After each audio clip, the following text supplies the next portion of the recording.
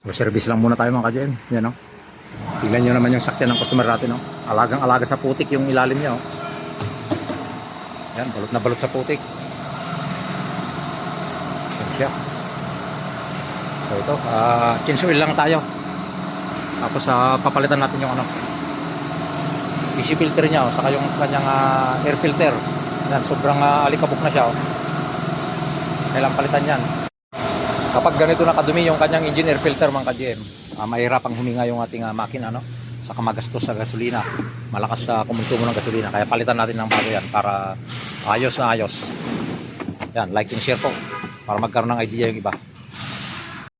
So ito, kailangan natin palitan ng cabin air filter o AC filter yung tawag dito. Yan, sobrang alikabok na siya mga ka-GM. Ito, papalitan natin ng bago para fresh yung malanghap ng customer sa kanyang sakyan, sa kanyang aircon. So yan po, like and share.